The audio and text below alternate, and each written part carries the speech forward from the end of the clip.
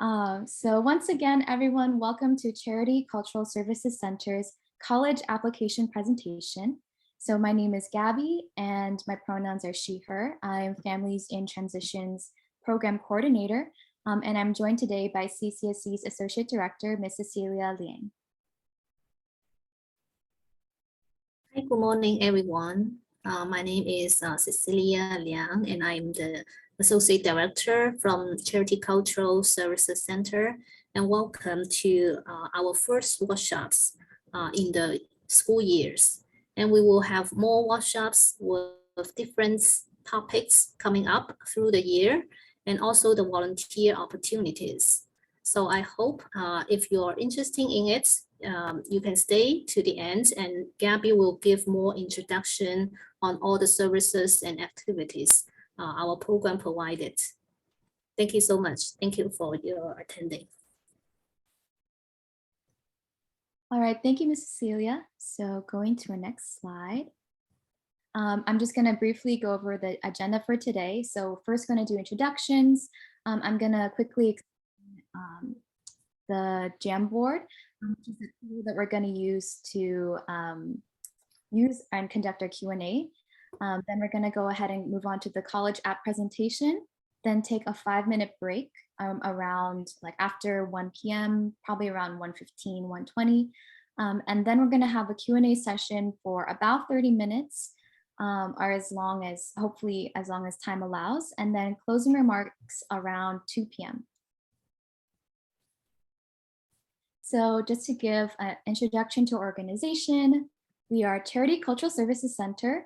We're a nonprofit in Chinatown that provides adult job training programs, elementary and high school after school programs, and more for underserved communities of primarily AAPI immigrant backgrounds here in San Francisco.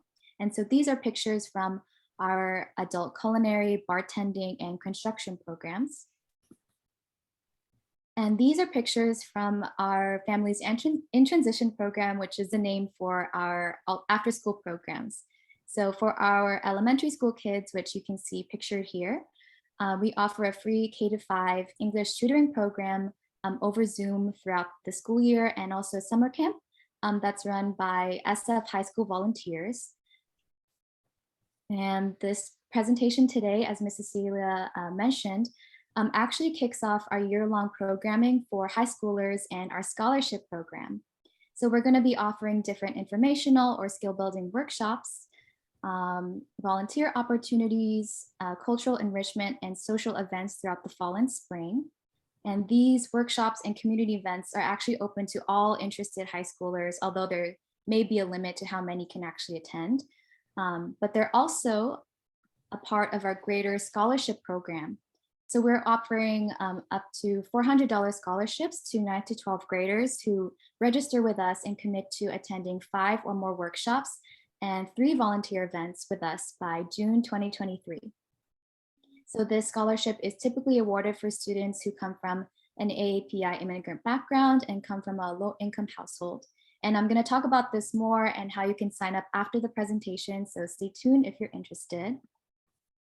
And I also want to quickly mention that we're going to have a second workshop this October, or a volunteer event, which is our Halloween baking class and volunteer event on Sunday, October 23 from 10 a.m. to 2 p.m. where we'll be learning how to make Halloween themed pastries from our talented pastry chef that will be passed out to local children's centers here in SF. I'm also going to be setting out this flyer and sign up form after the presentation as well. So just to quickly explain our Q&A session. So how we're going to do questions today is through 2 ways. First, if you have like a short question or clarifying question, you can raise your hand in the Zoom, or you can send it in the chat, and then I will then just ask our speaker to pause so that you can either unmute and ask your question, or I can ask your question for you in the chat. Otherwise, if you have maybe a more specific or longer question that you'd like everybody in the group to hear, please save it for the Q&A session after the presentation. Sorry if you hear the background noise going on. But to make this a bit more interactive, we're going to conduct the Q&A using a Google Jamboard, which I'm going to explain. So a Google Jamboard is basically an online flashcard tool that everyone can edit and use at the same time. So I'm gonna drop this link in the chat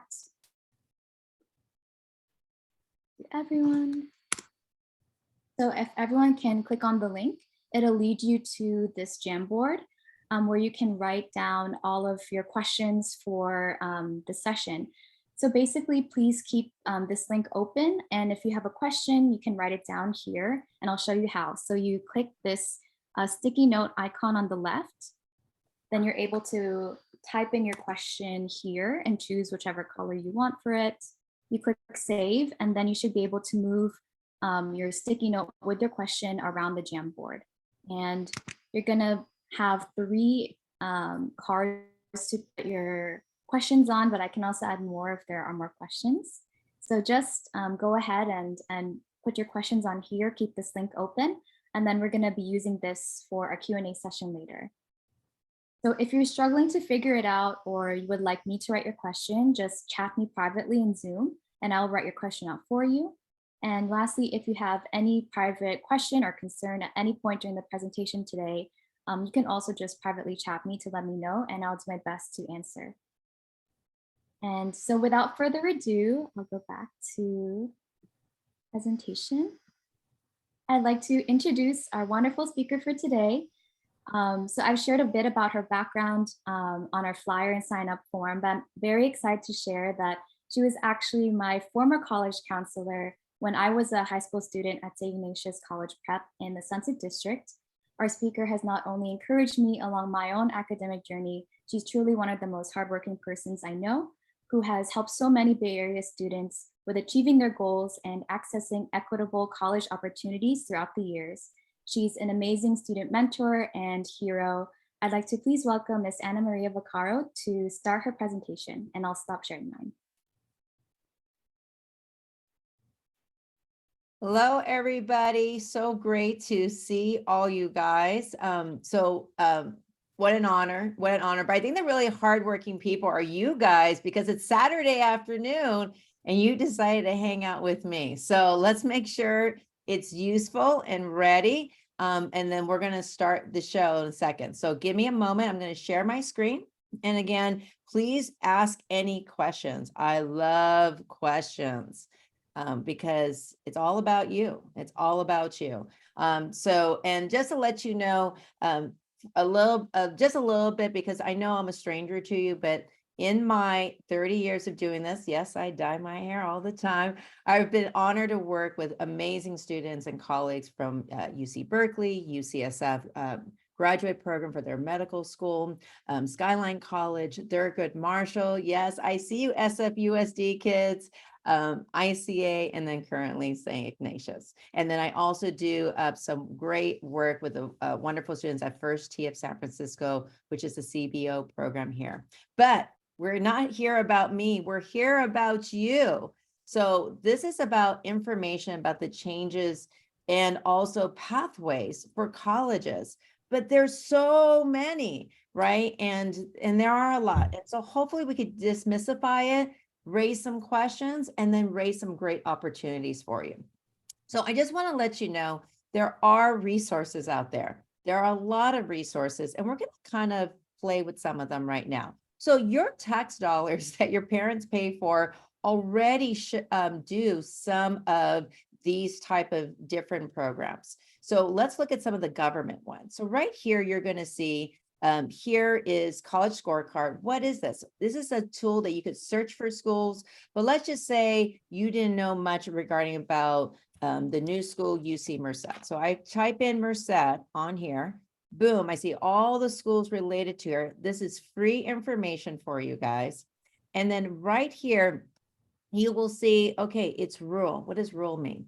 There's not much around, basically, okay? That it's a public institution, it's medium-sized school, and it gives you graduation rate, average salary, right? Starting, right? So average salary that students get after they graduate. How much are some students paying? So some are paying more, some are definitely paying less.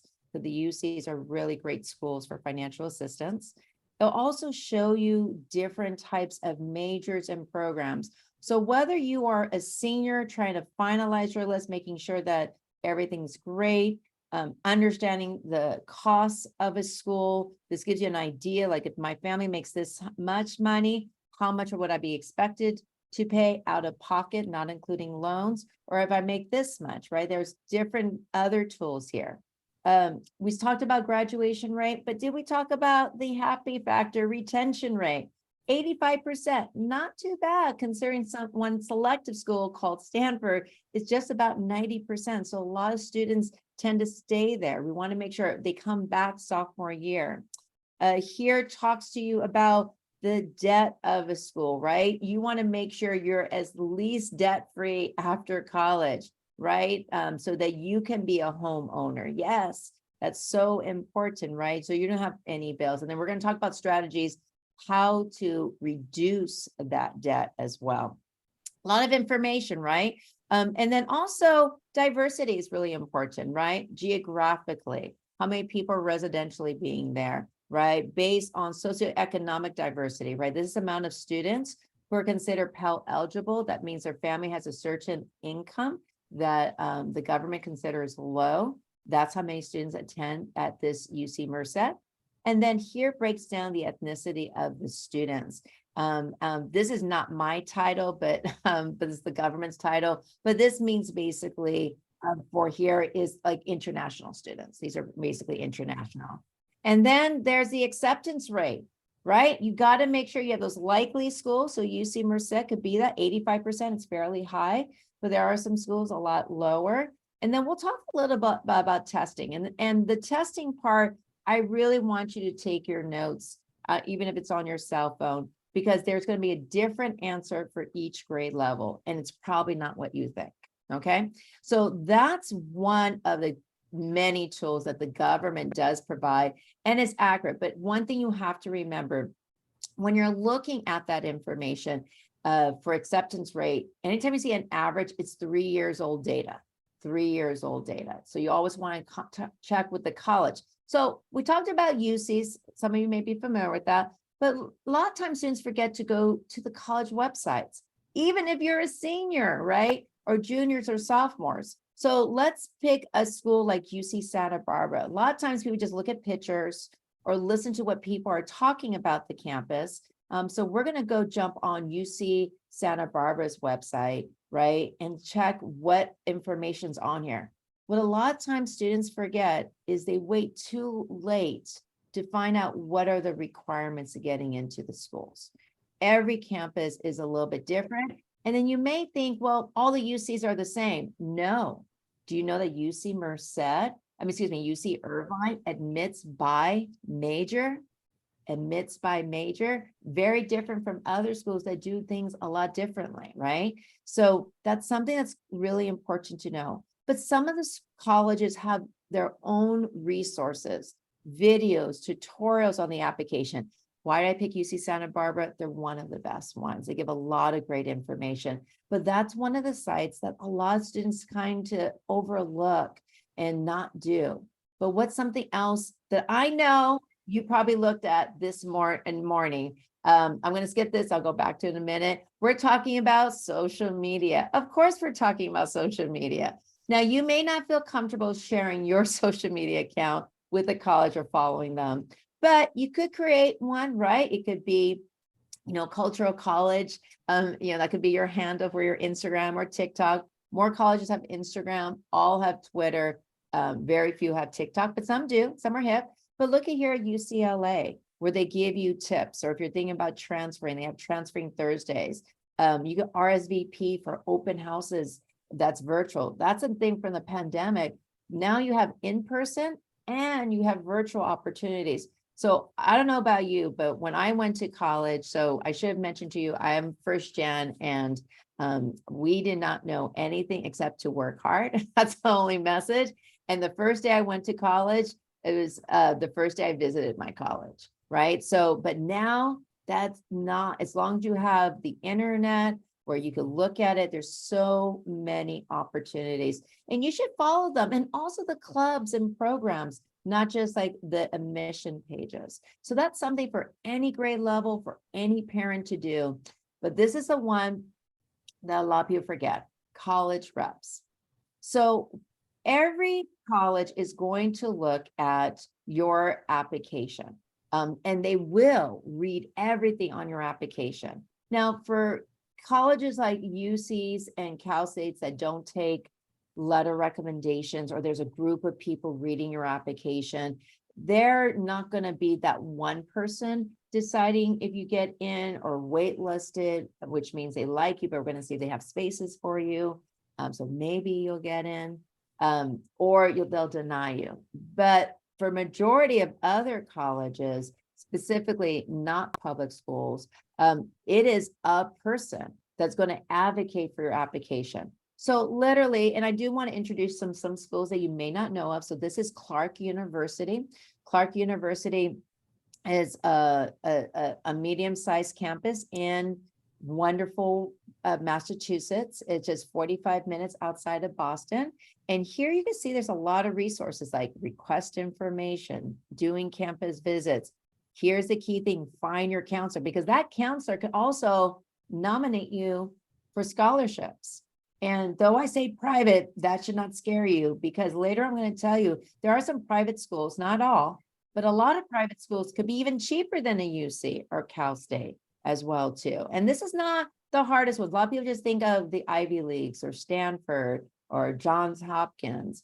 And there are great schools and they will meet the financial aid, but you also want to have a list of schools that are not just only super hard. There's some schools you have to remember that are 200 years older than California, the state, that have a lot of endowment and money and opportunities. So what you do is you just could put in your state, right? Good old California, right?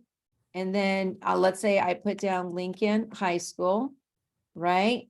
And then what they'll do is they'll go find, if my internet wants to work right now, they'll find you the college rep for you. So they'll give you contact for that person's information where you can email them. Sometimes your school will go reach out to you. So boom, there you go. You see their email to you where they can go and reach out. Some private schools actually have reps in the area, even some out-of-state public schools do. So that's a great opportunity for that is overlooked so much for the colleges. So, but it's, and you don't have to start junior year, which a lot of people think is a myth. I cannot tell you, I went to a conference with all the colleges in the nation, and then you know what they said?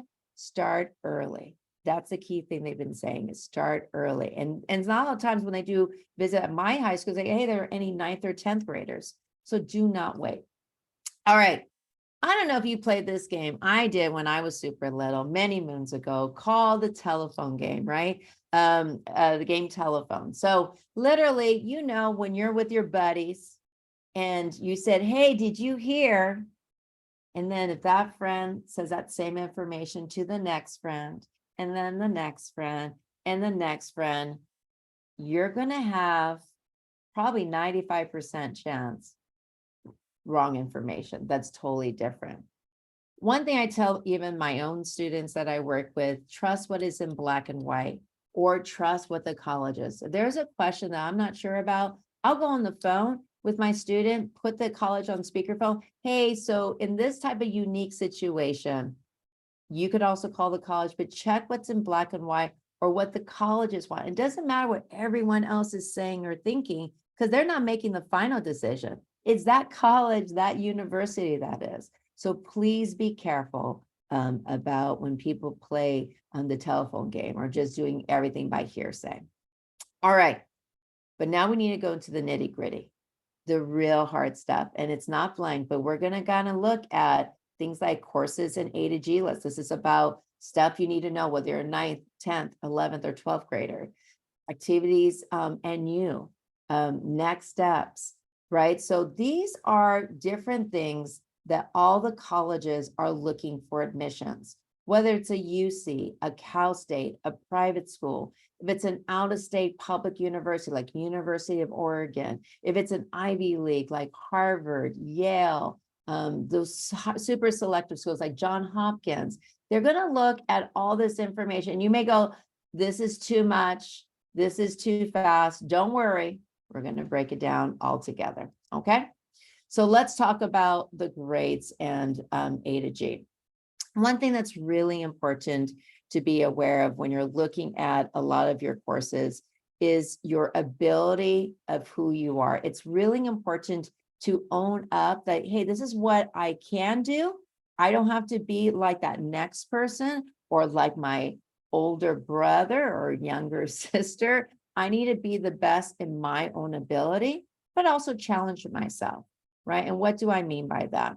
So let's look at one school's graduation requirements, right? You may think like, I know this is simple, right? So this is one of our local schools here in San Francisco.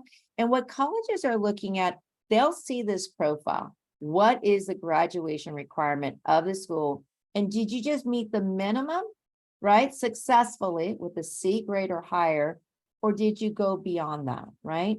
But you want to make sure you have that balance of that. So that's something that's really critical to look at, so, and a lot of times people think, well, I'm a freshman, I have plenty of time, but your specific school may have specific requirements. So you want to make sure, you really want to make sure that you're doing a schedule where you're producing the best grades, but also illustrating challenge. Sometimes I have students like, oh, I have to take every AP and every, no. You want to show your talent. I had a student get into a very selective school, did amazing stuff in her humanity classes, like her English, social science, but math was their struggle. They weren't engineer, computer science, or business major, so that helped. But they also did great things outside of the classroom and they still got into amazing schools. So how do I know? Like, isn't it just about the GPA? Yeah, it's the number one factor they look at. So we're going to look and we're going to show you an example. So what you're seeing on the image next to us, and we're going to play with it, is Niche. Niche is, I will want to let you know, is a company that if you use their services, like I try not to log into the account. This is not a logged in account here. And if you're wondering why I keep on looking down, I'm looking at two monitors, so my apologies on that. But here I could literally put in a name of a school. So just like I did before, right? So if I put in Davis on here, it will show me based on the kids that use the niche program, what is the average GPA that students are getting into. So that's what the green are, and where some people are getting rejected. So you need to figure out, where am I going to do well, where I'm still challenging myself, but my grade performance is going to do well too, right? Getting those grades. Because especially for California students, if you're wanting to go to public universities, they're becoming more and more competitive. And here's the reason why. Our legislators, the people who make all the decisions, our government, are not budgeting that as a priority. So I'll tell you, this is, my soapbox now. Everyone should be involved in politics because it does impact you. So if you had an older sibling that went to college 3 years ago, even 2 years ago, it's a lot easier when they apply than there is now. And that's only because of budget cuts and spaces. So that's why it's really important to kind of know what are the minimum requirements, and then always what colleges are kind of striving for. But let's talk about this A to G. Now, some of you may be very familiar about A to G, and some of you may be, what is she talking about? So the public schools in California use this list called the A to G list. So let's look at one school, let's say, for example, Lincoln High School. And there's a lot, right? So that's why I use them. So you want people in San Francisco. So every high school in the city will basically submit their courses, say, hey, UC system, hey, Cal State. So that's San Francisco State, Cal Poly San Luis Obispo, San Diego State, UC Berkeley, UCLA, UC, you get what I'm talking about, right? There's about 31 public schools on there. Did I do my math right? No, 32, sorry. And these are the only courses that they will honor for calculating your GPA. Now, if you kind of mess up a little bit ninth grade, you may hear a rumor like ninth grade doesn't matter. It does matter, because if you got that D in English, you're going to have to make it up later on, because you have to still meet the course requirements, right? If you look back here, English was 4 years. I had a student that went to a school, they got a freshman class, art class, got a D. And you think art, no big deal. Well, really? Because here this says 1 year of art. They had to go to night school, then make sure that was on the A to G list while doing college application, financial aid, and scholarships just to make up that course. So it's really important to look at the whole picture. So they calculate grades starting 10th grade, only A to G, and they stop at 11th grade. Summer school 11th grade is the last one for any of the UCCSUs. However, though, it's really important they know that they look at all 4 years. Did you do them successfully 9th grade year? How many A to G? Seniors, did your A to Gs complete the minimum requirements that you see up here? And in addition to that, did those seniors, challenge themselves, right? If you're always getting A's in a subject and never taking an honors or AP, and if your school offers it, what's going on? If your school doesn't offer honors or AP, they do not penalize you on that. Okay, so the other thing is that's important to know is that it's really important to have connections with your 11th and 12th grade teachers. What am I talking about? Well, is just it to get the good grade? No, it's a little bit more than that. It's literally about making sure that they get to know you and so they can write about you. Yes, I'm talking about letter recommendations. So letter recommendations are coming from, they want your junior and 12th grade teachers. And you may think, wait, no, but my sophomore teacher loves me. And I'm like, yes, they could love you, but that's in the eyes of colleges a long time ago. They want to see what your performance is recently in only core classes, math, English, science, social science, and world languages. So you want to ask the teacher, and you usually don't look at that letter recommendation. It's confidential information where you waive your rights to viewing it to give it more weight. And the thing is that letter recommendation can also be used for scholarships, other programs. And if you want to go to graduate school, those of you who want to be lawyers, doctors, you're going to have to get used to asking for letter recommendations. And I'll be honest, I tell my students, your recommendation is going to be good, but it's up to you to make it great. Let me get to know you. Let me talk about how you're trying to challenge yourself in a balanced nature, right? It's really important because I had a student literally the other day, a teacher says, you know what? They're so overly involved in everything that I can't write them a great letter recommendation because they're not doing the work that they're able to. And so that's why that you always will keep me hearing balance. It's something we all need to practice, whether young or old. But hey, if you're a 9th and 10th grader, I know you're out there because you're a superstar. Why are 9th and 10th grade teachers so great? Because they can recommend some cool programs for you. This is one of the programs that I have had some of our students get recommended from different schools, whether private, like the Architecture Foundation of San Francisco, where they do cool designs. I've had other students do bridge competitions with PG&E. Other teachers, hey, let's write a grant for Toshiba. Those are the things that are going to make you look, oh my God, they're doing great beyond the classroom. That's something that a letter grade won't say. And you can see like all these different schools that other students have participated in. So some real cool stuff. But you know what's really cool? That you're all late on, but not too late, is this thing called free community colleges. True story. I have a lot of kids, adore them all. They're my rock. And when my 8th grader finished school, I said, and he was one of those that, could do really well, in classes, right? It wasn't really hard. It was fairly easy. So what he did is he took some community colleges for free.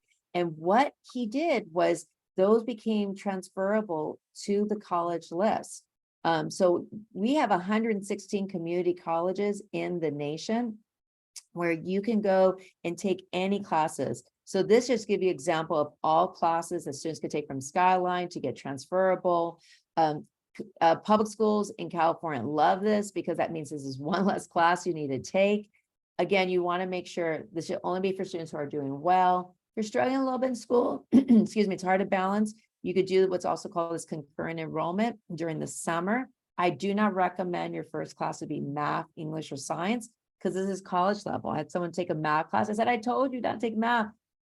They got to see that means when they start college is a 2.0. But hey, if you get a B, the colleges will calculate it as a 4.0. So there's a lot of great opportunities there. Okay. And then what's another thing about grades?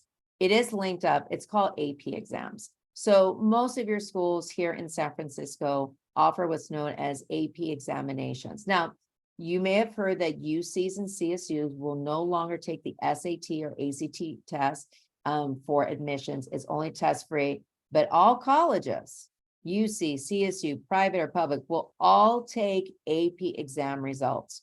So if you are a good tester, or even just a good student, if your school offers AP Human Geography, AP English Language, find out from your counselor at your school which AP exams, look at all of them, they're right down here, that you could take it. Maybe you've never took the class, but you're a native speaker in one of these languages. You can still take that AP exam if your school allows you to.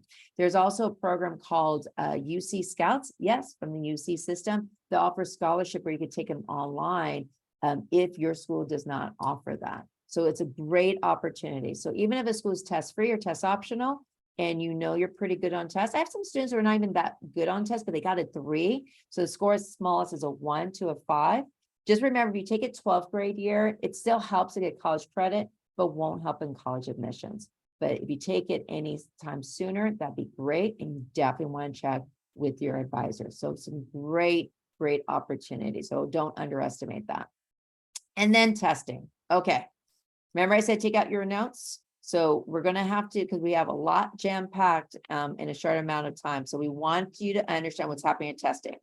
Right now, seniors, so I'm going to talk to the seniors directly. There are 1,800 schools that are test optional. Pretty much it's just public schools in Florida, Georgia, University of Tennessee, military academies, MIT, Georgetown are the only schools that require SAT or the ACT test, meaning you have to, otherwise an incomplete application. So what does that mean for the class of 2024, our juniors? Well, a majority of them are still going to remain test optional. There are a handful like University of Texas in Austin who have decided they are not going to be test optional next year. So you want to, remember I said about going to the college website, find out or email that rep, hey, when will you find if you're test optional next year? But I will say for the juniors, for most of you, for the class of 2024, it's all test optional. And here's the reason why. They've had record number of amazing schools and campuses. And one of the key things that's really key as you're looking at all those things is that, you know, test option doesn't mean test disadvantage. It's just like, think of it, if I send in some poor test scores, then that's kind of like putting in like a poor letter recommendation to a school. That doesn't help you. Right. So if you know by now if you're a good tester or not. So if a school's test optional, just don't take the test. If you are a sophomore or 9th grader, you want to email the schools. Majority do not know the answer for the class of 25 or class of 26. So that's something you want to email them and find out, but focus on who you are. I remember I did this same similar presentation and a family says, well, my kid struggles in testing. So where's a tutor they should get? I'm like, stop. If they're not good in testing, focus on these other talents, right? Which we just mentioned, classes, community college, and then we have the other thing we're going to talk about too, that often students tend to overlook. And what is that thing? That thing is activities in you. So kind of decide on what you love to do, right? It may be a hobby where you're knitting and you decide to give things back for, like, you created a club for knitting and giving back to others. You know, so that's something that, you know, don't underestimate your hobbies as well. Maybe you're a self-learner, you like to learn about computers, right? But there's programs like Mission Bit where it's another nonprofit that gives you technology access to learning about computers or Tenderloin codes, right? There's so many other free programs that are opportunities for you. But again, it goes back to you. What do you love? And if you don't know what you love, well, find out some things, but don't overschedule yourself, right? Pick about a couple of different things to do.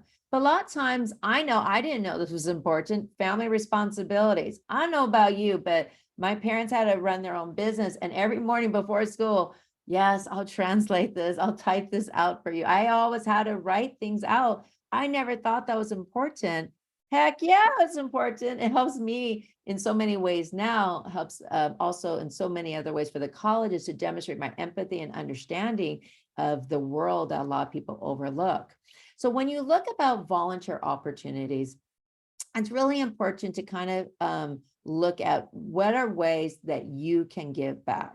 Your school may have a great list of volunteer opportunities, but here you could see, like here is a volunteer match where they could give you like programs in teens and also various parts of the city as well too. So that's something that's really great. As well. I have to, and I apologize, I have to oh, there we go. My PowerPoint disappeared for a second. I have multiple monitors, so my apologies on that. But the thing is, it's not about, I've had a lot of students go, oh, I have 1,000 service hours. And then I'm like, okay, so what's the impact? Well, what do you mean? I volunteer here, here, here, here. Okay, you're going to have to communicate to the colleges the impact you made in the community. I remember one student volunteer at St. Anthony's diner. They started freshman year and they just continued with it. They didn't go into all these other fancy camps, this and that.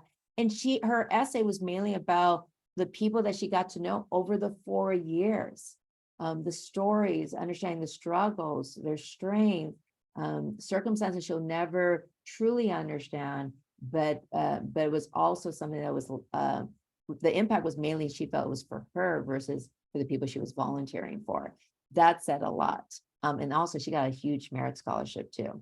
Speaking of merit scholarships, and yes, every college application will ask you, maybe except for the Cal States, have you won any awards? Now, maybe your school give academics, and don't underestimate those activities award, but there are scholarships that you could start off freshman year. You see this picture over here, that Voice of Democracies due this month, open for 9th, 10th, 11th, and 12th graders. Yes, you get up to $30,000 of free money.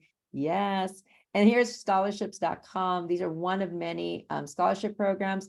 Just be careful of the scams out there, because there are a lot of people online will take advantage of you. So make sure it's something that's recommended by a professional in the field, meaning your high school or college, nowhere else. Okay, because a lot of people will be, could take advantage of that situation. There's also things or activities. Sometimes people focus on recruitment. So yes, there's sports recruitment. Just keep in mind, sometimes students like, well, I had a student who was like in a sport and they hated it. I'm like, why you're doing it? Well, my parent says if I do well in the sport, I'll get into these schools. Usually if you don't like it, you're not going to do well in it. Let's just be really honest. And then those schools, right? I am putting those in quotes, tend to be those big name schools that if you're not competing in that level, is going to help you in the admissions process. But there are some schools like Division III or NAIA schools, but a lot of times students will come to me, but I don't want to go to those schools. Okay, well, then why are you doing the sport? Again, it should be about you. And remember, colleges will also recruit you based on your academics, your achievements. Let these colleges get to know who you are. Though public schools will be harder for them because just the volume of applications, but the private schools will start early, and that's why a lot of them do offer interviews. And then again, this is so important, that balance. And what do I mean PDFs? Like, am I going to give you some forms? No, that means personal, down, family, and sleep time. That is critical to have that.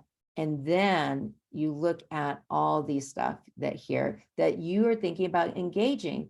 Remember, the key thing is about quality, not quantity. So important.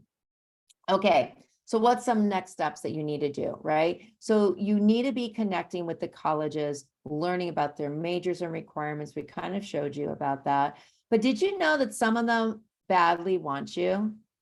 Yes. Now, you may not feel that way, but there are a list of schools nationwide who do diversity fly-in programs. Maybe your family is low income. Maybe you identify as BIPOC, and that is a population that the campus is trying to recruit. Carleton College, a school that meets full need. These are some of many schools that will fly you. You usually apply as early as your junior year, sometimes right now or after you get accepted.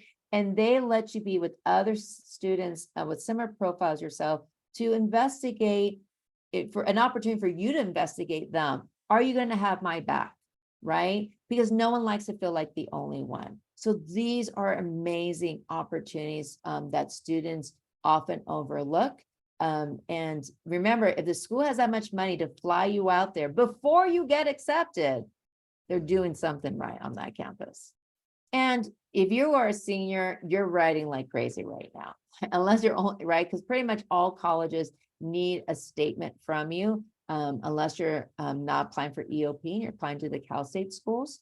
But start now reflecting on your writing. That's really important, not for colleges, but for you. Putting in black and white what makes you great, how you've overcome things. That's so important, who you are as a person, so the colleges see you and your worth. And also, a lot of times students don't have enough experience in first person writing. What does that mean? It's like an interview on paper. Think of it as a speech if you're running for a position out there. That's how you're going to write to the colleges in your voice. I cannot tell you how many schools. I had a Yale University come out and they said, oh my God, I could always tell, and so can I, when an adult is helping the kid write their essay. It's not genuine. It's not really sincere. And then also when a student's trying to write what they think the colleges want versus who they are. So that's something that's important to practice early on. Now, the biggest question that's out there is affordability. So let's talk about sticker price versus net price. So let's pretend we're going to buy a car today, okay? Also, did you know you're getting a car? An imaginary car today, okay? And then there's always what they call like a sticker price, right? So if I went there to say, hey, I just want the keys, how much cash you want? This is the sticker price, right? No negotiating, no application forms or anything. And then the net price is after the negotiating, after the paperwork. So let's kind of show you what that means, okay? So, and remember, if there's any questions that you have later on, we can go and over all that as well. And I'm happy to backtrack on all the links too. So what you're seeing right now is called My Intuition. Every school, so under President Obama, he created a system where every college has to give you a tool called the net price calculator, where you just put net price calculator, the name of the college, and you could find out, even if you have a middle school sibling out there, how much that cost will be for you and your family. Just kind of, and I'm going to talk about some changes that will impact, especially the class of 25, 26, 27, and also possibly for a class of 23 if you have other siblings. So let's talk about, so these are some schools that give generous financial assistance, and they wanted families to know, like, hey, our school is really affordable. Now, I know sometimes some of my students say, you talk to me too much about out-of-state schools. Okay, let's talk about maybe a private school that meets full need, that's in California, Pixar College, right? About 30% admission rate. So we're going to play pretend that we're a student and we're putting in some basic financial information on here, right? So do you have any siblings? So I'm just going to say no for right now. What's the family income, right? So everyone is a little bit different. So you would estimate. Now remember, this is not your financial aid form, but this is just a practice one to say, hey, how much will I get? Does your family own a home, right? So let's just say I put no. Do they have a savings account? Do you have a retirement plan? Now, some of you guys may not know these questions. It's okay, but it's not okay not to play around with this tool to get some viable information. So play around with it, and then, or have your parents sit by you and do that. And if your parents like, I can't give you this information, they say, okay, then I need you to do it. So there's this old lady on Zoom says that you need to know that. I have 4 kids, all 3 are in college right now, and that's a big planning thing we have to do, and you want to plan earlier. So let's just pretend this is your information, right? So what does this mean? So for this specific school, so every school's different, so don't assume. And yeah, for one of my kids, they got a lot less money at UC Riverside versus UC Santa Cruz. Why? Because UC Riverside gave them a scholarship, but Santa Cruz different. Again, every campus is different, so don't lump them all together. So let's break this down. So based on the income and assets that I mentioned of the parent and the student, they say, hey, the student and parent can contribute $3,500. Get that summer job, do it, help your family out, because everyone needs some retirement money to keep. You could get some, part of financial aid is student loans, and how you combat that? Well, then do scholarships, right? Do those summer jobs, right? Project Pool, there's a lot of them. But didn't you get mentioned another scholarship that you could have here too with this organization, right? So that will help a great deal. Student employment, meaning work stay, where you work on campus, so that's some good spending money. But look at this big chunk. So this is the sticker price, the $83,000. Yes, take a deep breath. That's the cost. UC's is a little bit over 40. Cal State's is a little over 30. And not everyone's going to be this generous. I want you to see some hopeful experiences. So this school, based on your need, will give you $73,500, which you do not need to pay back. You do not need to pay back. So that's something that I think that is really amazing as an opportunity for you to kind of to see and to explore that's out there. Okay, so what else are some other things to know about for financial aid? Other things that's important to know is there's merit scholarships. So merit is based on, a school gives you money based on your GPA, your talent, your leadership, something that's unique about you that you bring to the campus. It's again, free money. Your parents could be loaded. They won the big mega lottery. You could still get this merit award, right? But do know highly selective schools like the Ivies, Stanford and others do not give any merit award because all the students are all exceptional in those areas. Need-based grants, basically I demonstrate I have a need, they will give you grants, mean free money, but you have to demonstrate that need every year. So if you're worried about, is this financial aid going to be the same over the next 4 years, that's something you definitely want to look at. And then one thing that students tend to forget is about going beyond the name. Even wonderful parents and guardians tend to do that. It's a big mistake. I just showed you a school that maybe a lot of you guys didn't know. I didn't know that school, Pixar. I really, when I was your age, and if a school is able to give a student and many others $73,000 every year free, that says something, the school's doing something right. Well, there are about, in which you're seeing on the screen here, 70 to 90 colleges that meet full need. Some of them, right, that may not be on this list, like we saw earlier, Clark University or Trinity University of Texas, they're not on this list, but they're very generous on financial aid. So it's really important to make sure that college is affordable and not to kind of focus not only on the big name, but also all the urban schools or the ones just in California. Remember, you're not deciding where you're going, you just need to decide where you're applying. It's really important to keep your options open, right? If I only apply to one job, I'll probably still be working at Safeway. That's how I got myself through college, right? I applied to many different jobs, right? So same things, that same process out there. Okay, so I want to make sure that you know some free tools for you, because this is just a jump start or accelerate the college process that you're on.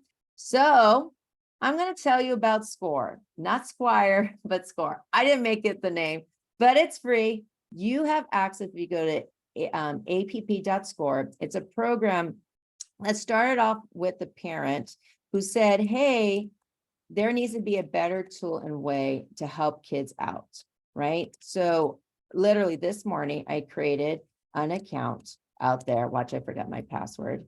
I didn't. Yay. Yeah, write down your passwords that Google keeps. And here, this will show you like all these other great tools. where you could go and find, if you qualify for financial aid, you could say, hey, I'm first gen. This gives you a way to discover different schools. So you could add preferences on the colleges.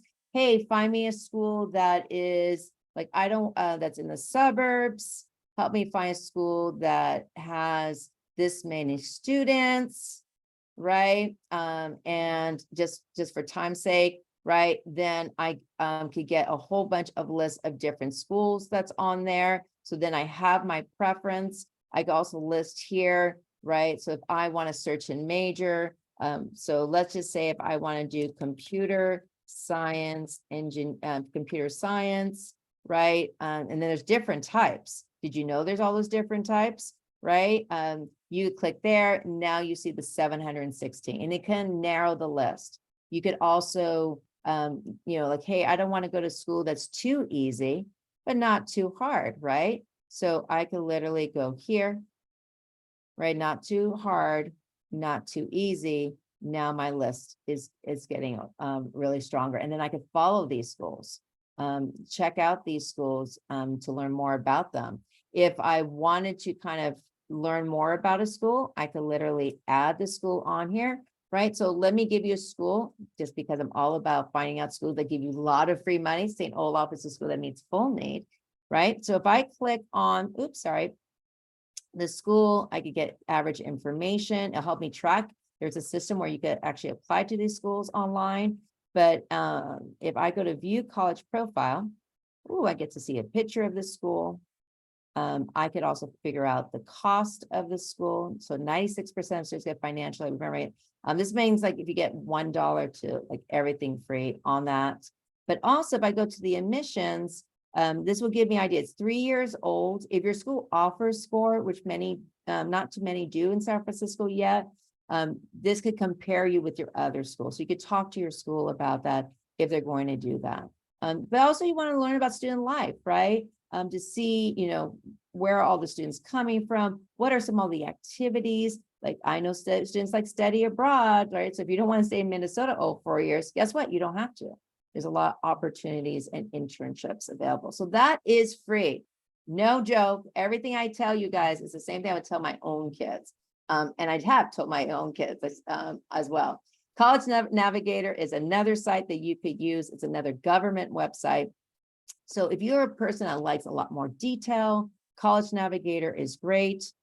So let's put the school that everyone talks about, the hardest one in the country, right? So but here I can get a little bit more detailed information, like how many people get federal grants, right? That's really geared up for people with low income. Or I want to know the outcomes, like who's graduating from the school. Here you could also look at what programs where most people are studying at the campus. In addition, when you look at graduation rate, they also tell you like how many people are graduating 4 years. Notice this is Stanford, not that many in 4 years, but definitely 6 and 5. Yeah, they also break it down based on ethnicity. And for our beautiful families that are out there, sometimes kids forget about this, but campus safety is important. So just because a school is a big name, that doesn't mean there's no crimes happening. And unfortunately, this is an example that I give because when you see these categories and see what's happening on campus, that's something that is a concern. And this is in the dorms, right? And that's something you can bring up to the admissions rep. Like, hey, I saw this on the government website. What are you guys doing to combat the situation, right? Your safety is important. We also have a website, College for All, where it just kind of lumps up all the information. Here at College for All YouTube channel, there's also a podcast that we could show you different links. But the one last thing I definitely want to show you is Career One Stop. Again, something that your tax dollars you're being paid for. Career One Stop can help you explore for careers. It's totally fine to be undecided. Totally fine, unless you're thinking engineering, business, nursing, architectural, or visual performing arts. Why? You're going to have to really have a strong program to help you to get admitted into those schools. So you have to show that both in the classroom, outside the classroom. So like a lot of business programs, you need not all, but like you need to have calculus to get admitted to them. Again, it's not all, but I'm talking about for the highly selective schools. So here you can explore careers. do even later on job search, but look at the scholarships here too. So there's many different ones. This is one that your government is paying. Your government is, no, the government's not paying you, but hopefully they will pay you with all this information. So it's really important to use those resources because you deserve it. So it's really important. Really fast, and I apologize, I know I'm going a little bit over time, but as you can see, there's a lot of extra steps. So I could in the Q&A go into all of these, but basically, and I am going to highlight, for what grade level. The first one up here for Common App is an application that 1,000 colleges use, not the public schools in California, but if you're a ninth grader, you could start that. You could get to actually see what information they need. You're not going to put your GPA, your courses yet, but you could kind of look at your activities and stuff. Start with your name, start sooner versus later, so that if you have questions, you can get help along the way. Going Mary is another scholarship tool I just wanted to show you. It's got a lot of recognition in the media. There's enrichment program activities. What are you doing this summer? What are your clubs? If you're in 5 clubs, how much are you really putting into it? I mean, is it 1 or 2? What are your courses saying about you? Are you challenging yourself? Is it balanced? What are you going to do this summer, right, that you'll enjoy? Yes, my son, who I do have a beautiful son that hates school, he said, okay, if someone does an internship and 1 community college class, that's fine, but any more than that's too much, right? And that's from him, but he was able, but also he's willing to work, right? But he made sure he did a job he loved, ice cream shop. And yeah, do you think he put that award on there when he was employee of the month? Dang right he did, and won a scholarship because of it. Don't underestimate work size. Colleges love when people work. And then what you would do after your courses, at any grade level, you would create what's called an FSA ID. This is for financial aid form. 1 student will create it, 1 parent, no more. If you have an older sibling who already applied for financial aid, your parents already has one, so you don't need to do that. August 1st, UC applications are up. Don't forget that they're due November 30th. Cal State's the same thing, but they open up October 1st. So UC's, there's a worksheet that I did share with Gabby that she could share with you guys to kind of start like a worksheet preparing for your UC application. For the Cal State, the California High School Planner, a lot of the public schools use that. The private schools should too. If not, that's a great tool to start your application before, again, you can start that 9th grade year. Come October 1st, financial aid forms come out, call FAFSA and CSS profile. I tell everyone, get a treat versus a trick, submit all your financial aid forms, definitely by before Halloween. That way you don't miss any deadlines. Ignore the rumors. March 2nd. I remember one of my kids went to Mission High School, and I was doing a tour around there. And then this girl says, oh, I'm applying to Pixar College, not making it up. And like, oh, did you do your CSS profile? And she goes, oh, I don't even know what that is. So remember the financial aid one we did? If you don't do all your forms and answer all the questions on the portals after you apply and fill out verification forms, which would mean like uploading on a secure way that your tax forms, et cetera, from you and your parents, you won't get that money. So remember, if you're asking for money, you need to follow their rules, and there's a lot. And to make sure that you don't overlook those rules, you want to have a balance list with some likely schools, right? Like Merced, St. Olaf, right? Some possible schools like Clark, and yeah, have those challenge schools like UC Santa Barbara, Pixar, right? And that just gives you kind of like a little bit of an idea, because that you can really focus on those college applications. All right, that's enough of me talking and showing you slides. Gabby, I'm going to turn it over to you now. All right, so just 1 second, I'll just share my screen again. I'm going to take a water break while she's doing that. Thank you for everyone for staying on side. Do you want me to stop sharing, Gabby? Would that help? Or you got it? All right, so everyone, we're just going to take a quick 5-minute break. We'll come back at 1:15. If you haven't already, please go to the Jamboard, which I can resend the link in the chat, where you can put in your questions for the Q&A, or you can just chat them to me. I can put them in. So this is your time to just ask all the questions you have. So we'll come back in 5 minutes. So please come back at 1:15. Thank you.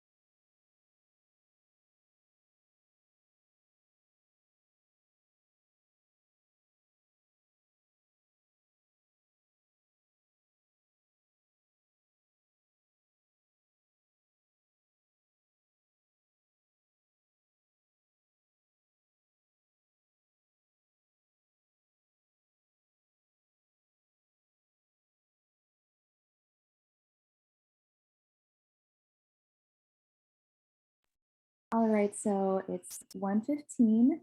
If everyone can come back to their computers, we're gonna start the Q&A session. So for our Q&A, I actually, I'm not sure if there are any of you who have questions, but I just added questions from the form response that you sent me. And so, Ms. Vaccaro, I think just for now, I'll just share the Jamboard. And if you'd like to share your screen anytime, just let me know. Oh. Oh, amazing. Okay, I'm so glad. I wasn't able to see the questions before, but thank you so much for adding your questions. Oh, I'm so happy about that. All right, so there's a lot. Maybe let's start from the left to the right. So Ms. Vaccaro, if a student takes the SAT, ACT after the college application ended, can the student still send in their score? Yes, so this answer varies for each campus. So for the UCs and Cal States, the public schools in California, your December test is the last test day. Make sure that when you register, you put those schools on there. If you're applying to some out-of-state public universities, now they're test optional and you don't get them in time, no problem. But also let me correct what I just said. UCs and CSUs do not take your Cal States and UC do not take SAT or ACT tests. My apologies. That's the problem when you've been around for so long. So you're not saying those tests there. For out-of-state public schools, you do need to make sure that they're received by the deadline date. So sometimes test administration scores could take 2 to 4 weeks. So you want to send them in right away. Some schools, if you're applying early action, they have a November 1st deadline. Usually per the colleges, if you take a September, October test, maybe they'll get it in time, and rushing the scores does not help. It's pretty much just kind of batched all at the same time because of the processing. So just to reiterate, yes, if you're already taken if you take the test at a later date, it's okay. But if it's early action, it should really be September, October test. If you're applying regular decision, December will be the last test. Again, only for those schools that are test optional or test required.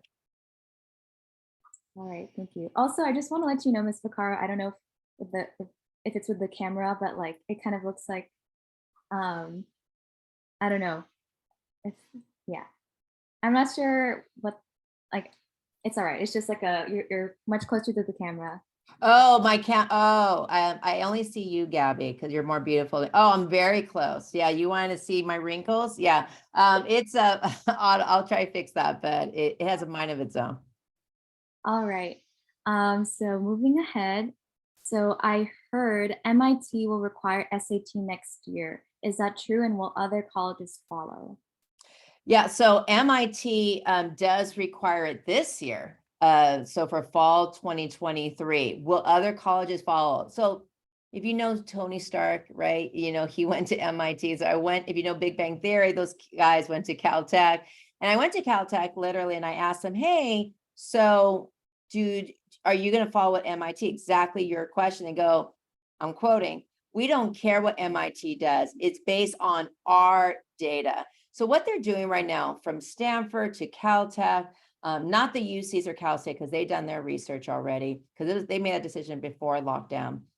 As they said, we're going to study to see how successful our test optional kids are. So the kids who submit with no test scores they're being followed to make sure that not only are they doing well in school, but they also graduate. So that's why the class of 2024 schools are going to still remain test optional, but for class of 2025, 26 is a question mark. And that's going to be varied. So majority of schools are saying, hey, we love this. We're getting great applicants. Other ones, like, we want to wait to see what the data is. So you're going to get a mixed bag. And I know that's kind of hard, but you have to remember there are about over 13, well, God, you saw over 1,800 colleges already test optional. That's going to remain the same. I mean, we're only talking about maybe a handful of schools that will not be continuing being test optional. So email those colleges to find out if your class of 2024, Most things are going to be the same, except there's a few, like I told you, like UT Austin is going to require the test. For the ones that do a lot more work is the class of 25 and 26. But test optionals here to stay. It's just a question is how many. Great question though. Mhm. And also just a clarifying question, because I know I had this question too when I was applying. When you say email colleges, do you like what contact information do you mean? Like from the website or a specific counselor or? Yeah, so every college website will have like admissions at the college name. So if you go to remember we went to UC Santa Barbara, Clark University, or UC Santa Barbara, you go to the bottom of the screen, email us your questions. Sometimes you could DM them on Instagram, right? Or as we showed earlier, the Clark University, I could go ahead and I could just put in the search engine like college rep for California and it'll pop up. California's a big state. So sometimes I'll ask for your zip code in San Francisco. So that's really important to do. So you can always email them or use your school counselors to find out that information. But remember, I don't think I put the link on there, but I'll put it on right now on the chat. Fair Test updates that information. It's a nonprofit organization that does, who's been an advocate for test-free, test optional for many years. Awesome. So if you all haven't seen, Ms. Vaccaro also just put a list of all the resources and links from her presentation in the chat. And also I'll just answer this question. Can I have all the links and the resources in the presentation? I will be sending you a copy of this presentation to all of your emails after today. So if you feel like, oh, I didn't get to see all and write down all those like links or click on them, don't worry. We will be sending you a list of them. So moving on, how can parents support their children's college application process? Great question. I think the goal is think about when your kid's in middle school and you're helping them their high school application, you're really their manager, right? Oh, let's look at this. Let's figure this out. When you're in high school, you really have to be their consultant. It has to be student driven. There's a reason why colleges, and I always tell parents, do not contact admission, but your student can.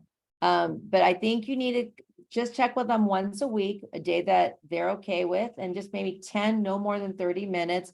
How are your classes coming up there in ninth grader? What are you doing inside or outside of the school that you enjoy, right? If you don't enjoy it, cut it off. Let's find something else. Let's email so-and-so. There's another program or call somebody else.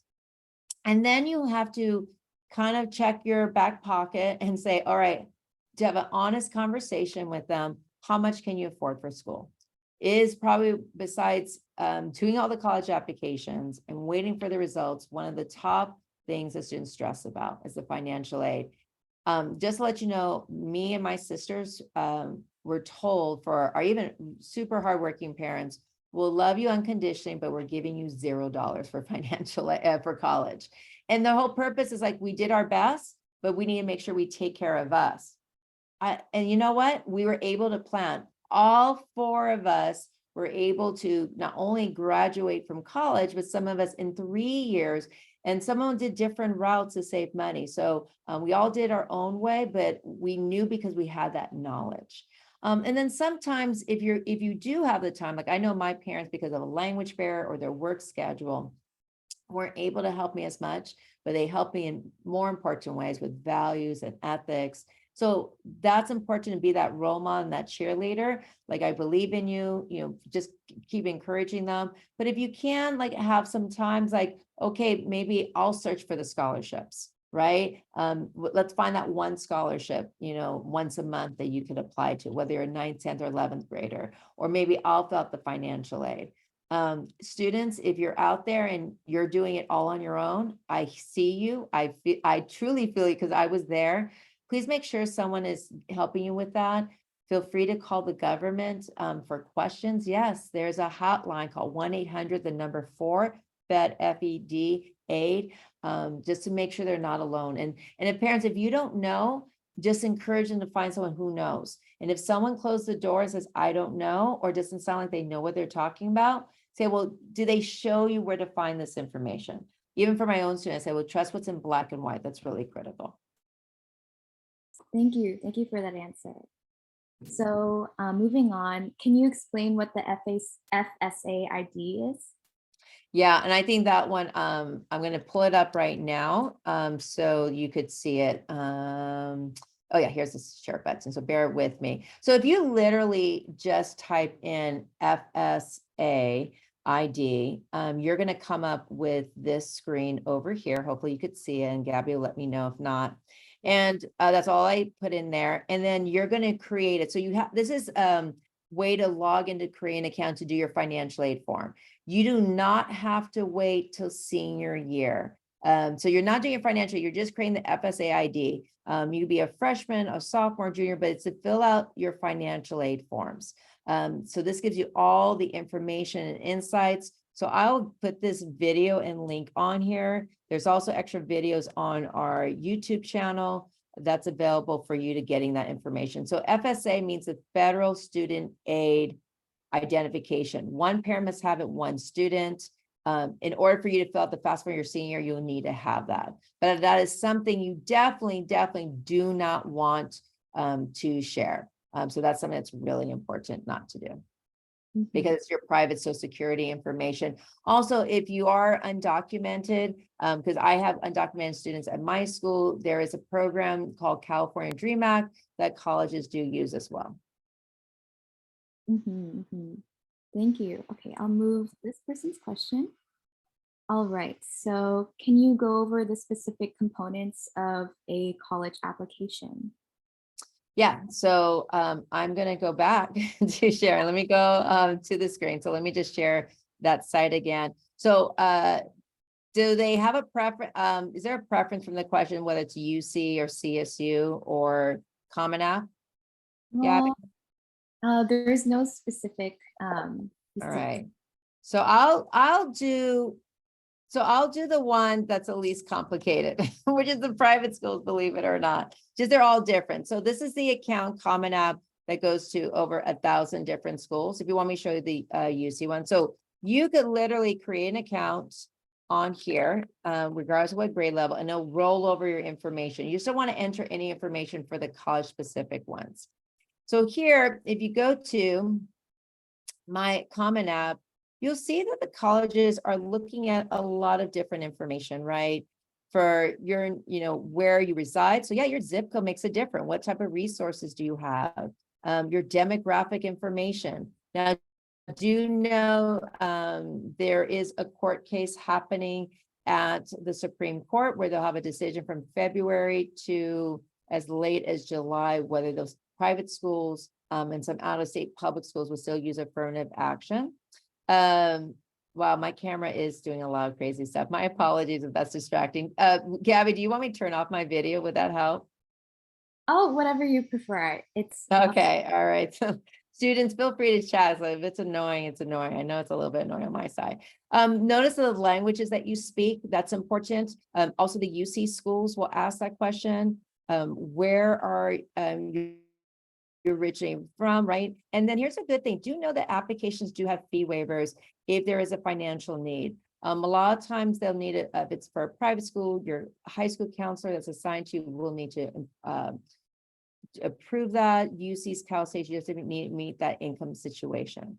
They'll also know like what your household makeup is, right? Because the bigger your house, a lot more activities.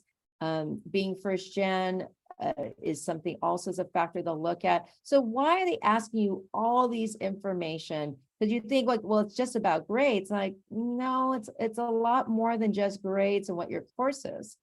And then guess what?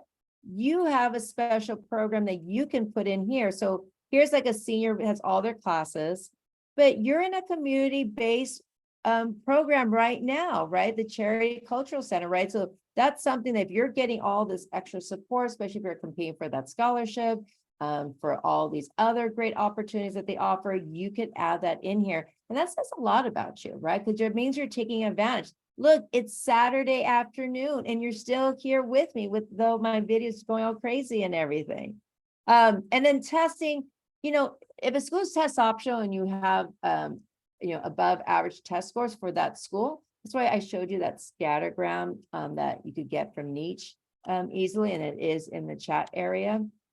You could put your scores on there, but really all colleges plus UCs and CSUs will look at your APs and see, I'm showing you right now, look at all the stuff that they're asking you, your activities, what you're involved in. Yes, you have to write essays. And it's not just one essay for all the schools. So when you become a senior, August 1st, you're going to add your colleges. Pretty much all these colleges have 1 to even sometimes 4 different essay questions that's specific to that campus. So it's a lot of different work. And if you don't believe me, here's Boston University. I'll blow it up so you can see a little bit better. So here that you see all these stuffs and steps that you need to take. So it's a lot. So the sooner that you see this information, the better for you as well. All right. So moving on to our next question. Does applying for financial aid influence students accepting rate into colleges or of the colleges? Can you repeat the beginning part again? Does applying for financial aid influence students' acceptance rates? Yes, so you need it. So if it's a public school in California outside, they're all what's called need blind, meaning they look at your admissions without you looking if you're applying for financial aid or not. Now, before I answer the second part for the private schools, if your family needs money and they don't have the $85,000 each year for 4 years, you need to apply for financial aid. It is what it is. I've seen too many horror stories that even though they're in their 30s are still impacted based on just trying to get into the school versus being, working smarter versus harder. But there are some schools that are what are called need blind. So, where they'll accept you without looking at financial aid. And then there's many private schools that are need aware. And what does that mean? Like they're going to say, hey, is this family applying for financial aid? And if admitted, are they worth the investment, right? So it just varies on the financial aid process. But if you want to know, feel free to email that college representative, but you don't need to do it for publics, only for the private schools. Mm-hmm. So there's a question in the chat. The bank should be less than $5,000. This way, is there a way to get more grant? So I'll address that in what's called, we'll talk about different grants, and let's talk about the grants that every Californian will get. And I'm trying to type it in here first to make sure I get it. So they're not just looking at, when they're looking at grants or need-based grants, it's looking at all the financial situations. So what I mean by that is they're going to be looking at, your assets, meaning, and I'm going to show you in the screen real quick, one moment. So here you should see the California State Aid Commission, right? So this is used for all the public schools and private schools in California. So they're looking at the whole picture. So some grants are based on your income, right? So if you're based on your family size and income, this is what your legislators decide on. And then if you meet this amount or lower, you get free tuition at UC for 4 years. Cal State's the same, but everybody apply for financial aid every year. If you meet this criteria for Cal Grant B, you get about over $1,600. And then year 2, 3, and 4, you get the amount of B and A. And for private schools, if you get Cal Grant A, you get almost $10,000. So I do know that sometimes families like, oh, let me hide this money or that, or it's not in this savings. So let me just make it very clear. Anything that's in the savings of the custodial parent, whether it's 1 or 2, and the student, they are going to look at all savings, checking, asking cash at hand, your investments or stocks, right? And then also they will be asking your work income of, again, the custodial parent, like who they live with majority of the time. And that definition will change for the fall class of 2024 because there's all new changes for financial aid next year. And then they will also ask that same question for the students. So a lot of times people think it's just in the savings, but they'll look at everything. You do need to be careful too, because when you sign your FAFSA form for the federal government, it's saying that all this is a truth, no truth. Otherwise, and maybe I could, I don't know if it's on the worksheet, but it is on, if you read it, you could get fined $200,000 or worse. There's actually higher consequences. When I filled out my financial aid form, I didn't know what I was doing because my parents weren't paying for anything. I said, oh, I'm an independent student. I got a call August right before college year started. They said, oh, you lied on your application. You lost all your financial aid. You need to pay everything up front.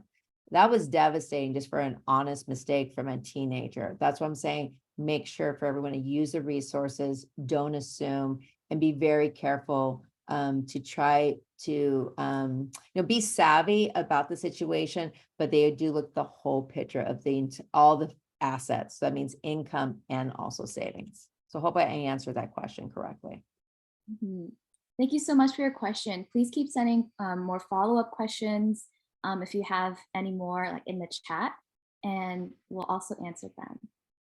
So going to the next question, how do I choose the right college? And just under that, how do I choose the right major? Great. I don't think I think my camera's a little bit going crazy again. I don't think is any right. I think it's best fit, right? It's like, those fairy tale stories, right? I'm going to find that one and only, and it's like, really, is there only one and only? So when we went back and looked at, SCORE, right? Which I did not put on the link, but I will. And then Gabby will send it out to you. You want to kind of think back, like look at your high school. What's working out really well for you, right? Think about the size of the classroom, the size of the campus, the social life of the campus, the life of the city, right? And then think about what you're willing to compromise. So sometimes students get really concerned about being a rural location. I'm like, okay, but can you compromise suburban? Because usually the schools that are closer to the city tend to be more expensive. Because as you guys know, the city is expensive. Any major city in the United States is. So that's something that you really want to kind of like reflect on. And then regarding about majors, just get yourself out there and experience and learn about things. Again, the only majors you have to really kind of know about ahead of time is computer science. But if you don't like programming or putting things together, skip, right? Or if math's not your skill, like for engineers, you may be a great problem solver, but there's a lot of different type of problem solver because you're going to be taking like 5 different type of calculus classes. Trust me, I saw my sister do it. It's not the easiest thing in the world to do. But I think the thing is kind of, and not to narrow your choices, right? To have a broad, because even if you're a senior right now and you have a college list this big, in 6 months, you're going to change, right? There's some people who go to college and they change their minds. Like, well, I followed the money and it was miserable. I know someone who went to a school that was an amazing scholarship opportunity.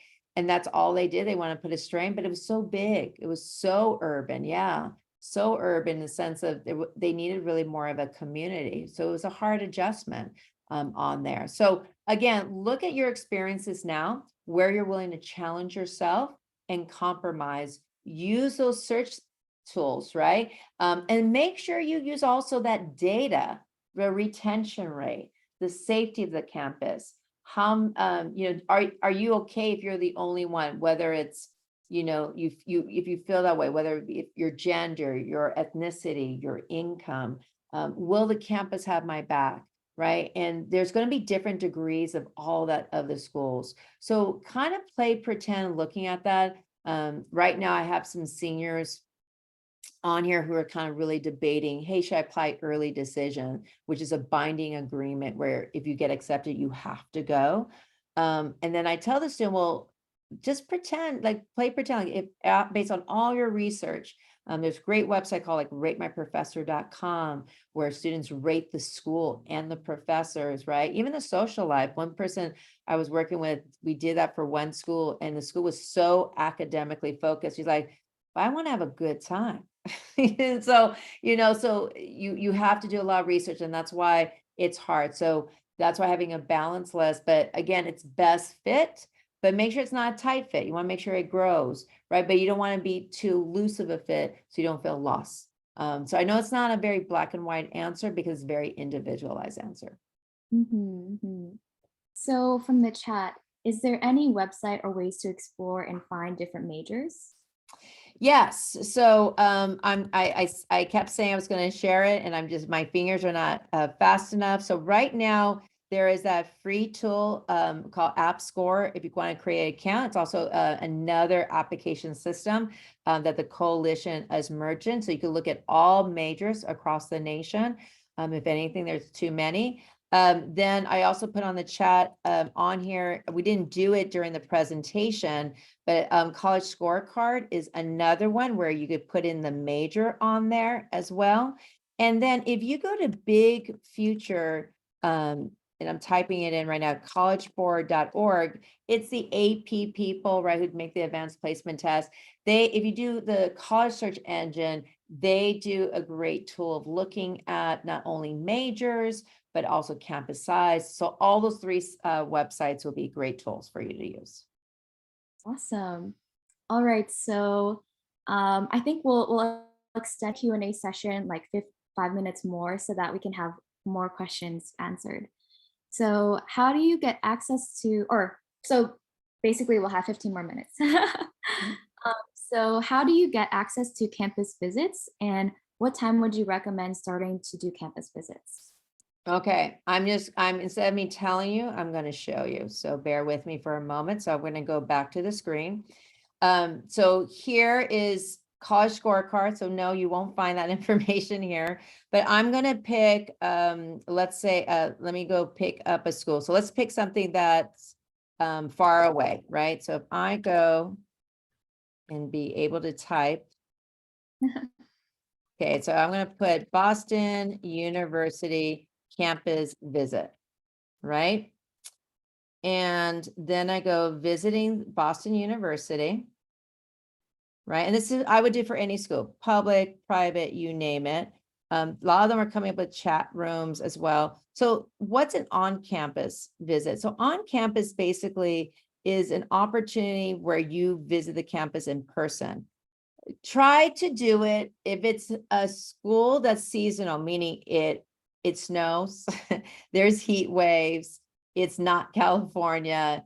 I would do it in the cold season, right? So you want to make sure to do it during there because you want to make sure they're okay. Like I had a student who went to a school in Minnesota and has amazing internships. Money's not, the student wants so much scholarship money going to that school, but they're saying like, but the snow could get a little bit depressing for some people. And there's others who love it and who's never even skied, right? But there's also virtual. So public and private schools are doing that. So you can learn about the colleges, the programs. So sometimes even for me, like I'm washing the dishes and I'm researching, looking at that stuff. But it's important that it's not just the parent doing it. The student needs to do it too. And not just the big name hard schools. Like Boston University is really competitive. Like right down the block from them is Northeastern. It's 9% admissions rate. So you want to really make sure that you have a good variety of different campuses that you could check out as well too. Awesome. So can you share the recorded webinar? Yes, I will be sharing the presentation slides to you as well as this webinar once it's recorded and edited. So thank you for asking that question. How many times can students take part in SAT? Are 3 times or 4 times still okay? I know this was a concern. No. Oh, go ahead. I'm sorry. I thought you were done, Gabby. Oh, no, I'm just going to say, I also had this concern too when I was a high school student. So Gabby, I don't know if you remember the answer I gave you, but, and this is from the College Board and colleges and NACAC, which kind of is a governance for all different colleges and university and high schools. You know, a student, if they are a good tester or they're applying to a school that requires the test, doesn't make sense if you're not a good tester to do all that work if it's a test optional school. Definitely once, you know that answer. Okay, twice. Only 3 times if there's really something significantly different. Usually the test difference is statistically not that much.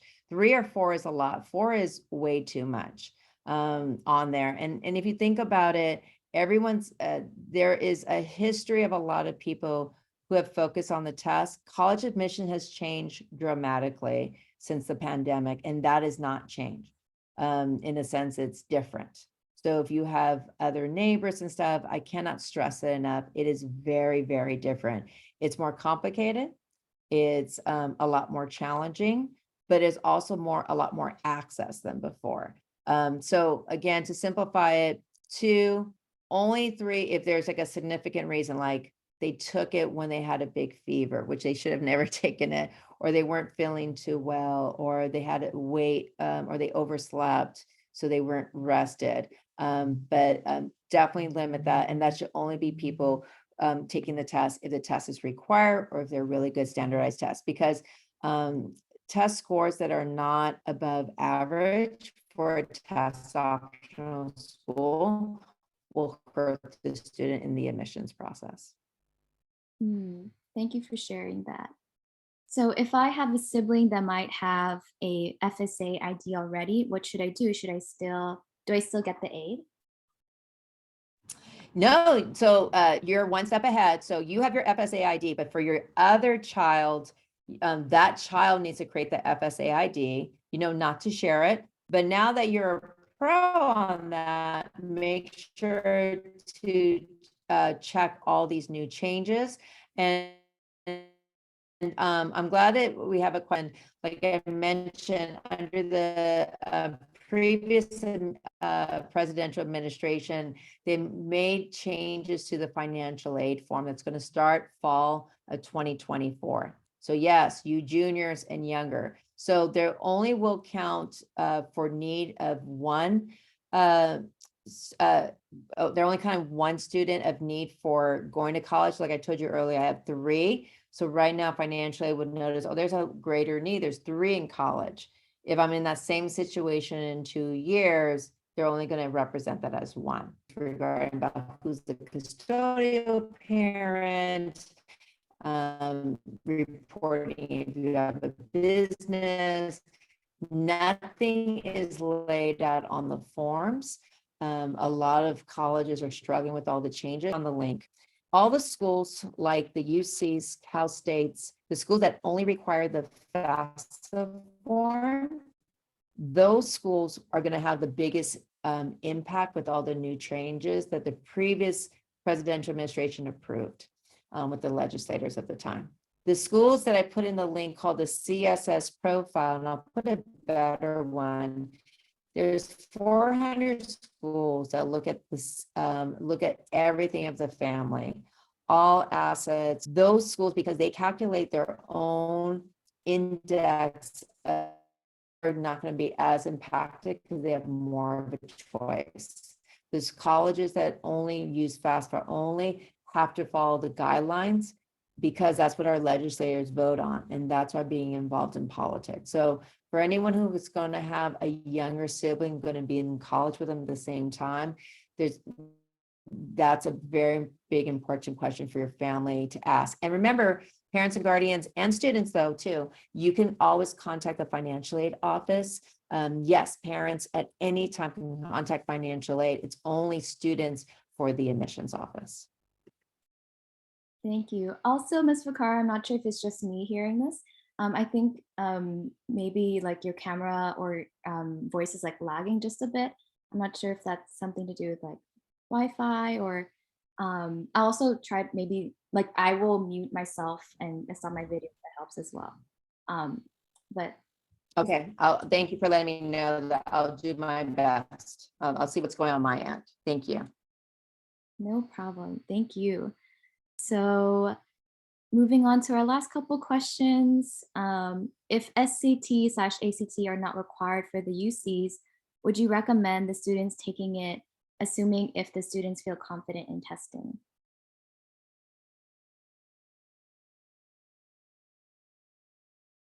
Oh, I love how you worded that. So yeah, so if a student is confident as a standardized test taker, yeah, go ahead, take the test. Don't feel like you need to prepare. Just take it because it's a public school.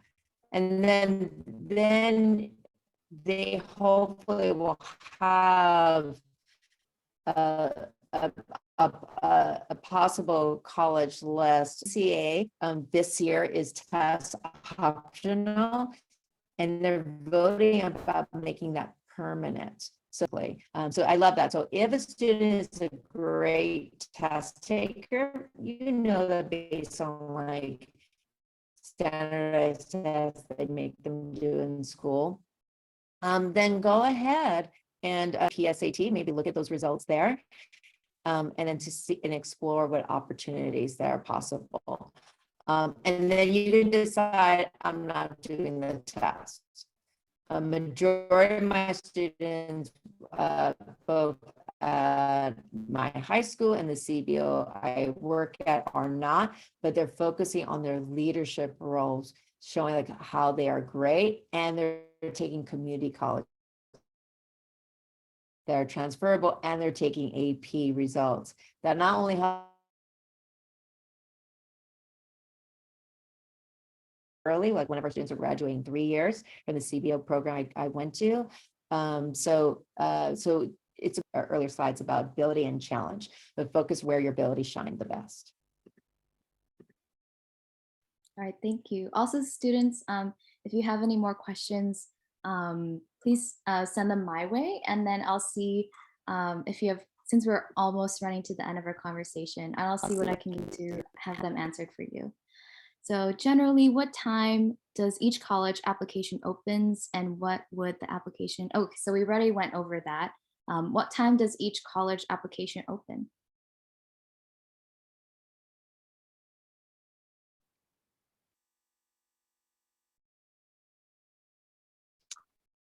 So they open up, so get your paper and pencils ready. It's a different answer for all of them. Majority of all colleges open up August 1st, because, can you still hear me? I'm so sorry. Oh, it's just lagging just a bit. Gabby, can you hear me? Yes, it's just lagging. Oh, okay, I'll talk slower, maybe that will help. I'm trying to close some of my browsers too. Yeah, I'm still here. I'm just trying to close the thing. So basically they open up August 1st for the UCs. Cal State's open October 1st. And then for most of the other schools that are on Common App or out of state public schools, they open up August 1st as well. There are a few, like University of Washington, don't open up till September 1st. All right. And you all can also, if you go to the college websites as well, they'll tell you that information as well. So this one I've already answered. Last question, or I'm just going to check to see if there's any more. All right, no other questions. Last question, do you help students apply for colleges if they're not SI students?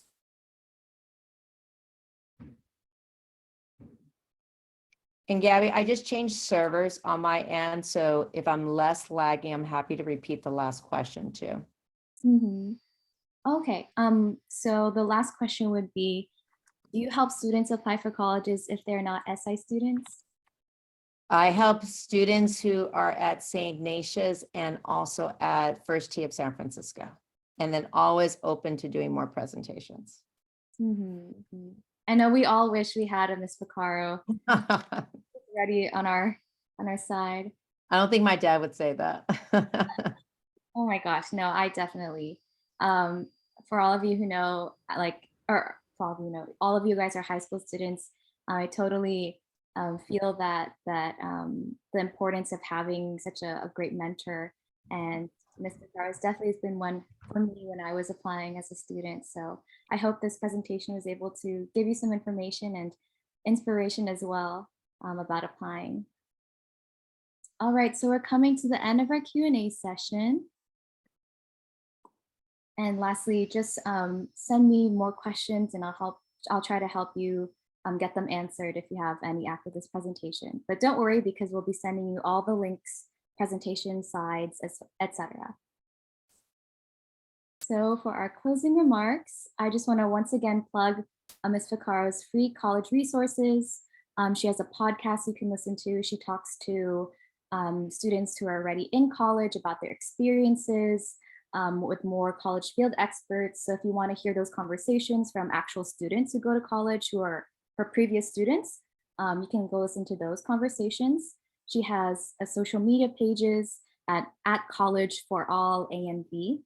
And lastly, I just want to click on and show you this College for All website, because if you all are interested in looking at resources, there's free test prep links. You can look at the college scorecard, Meet My Professor, all of these college information databases where if you want to look up colleges, teachers, ratings of different information about what you can get about colleges like social life, academics, etc. They're all basically on this page, which Ms. Vaccaro created, which is so awesome of her.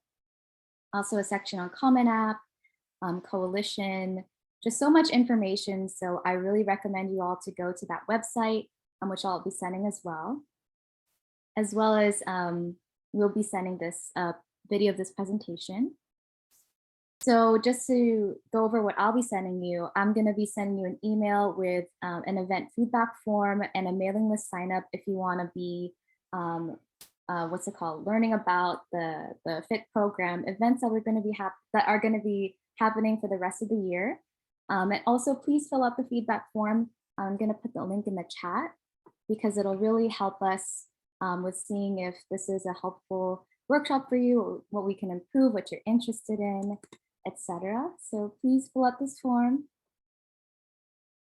If you're interested in the FIT High School Scholarship, I'm going to be sending out the info flyer in English and Chinese, and please sign up if you're interested by October 31st, the end of this month.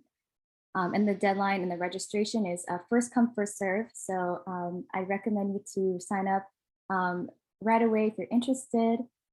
We also have the baking class and volunteer event if you want to get some volunteer hours and learn how to bake delicious treats.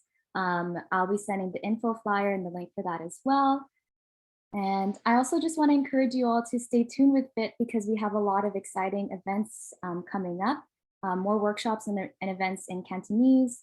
And we have a lot of fun community event ideas, such as hosting AAPI community nights, where we're going to be playing titles with the AAPI or immigrant, such as Everything Everywhere All at Once, Shang-Chi, and any more recommendations you have. So please stay tuned with us for more exciting events.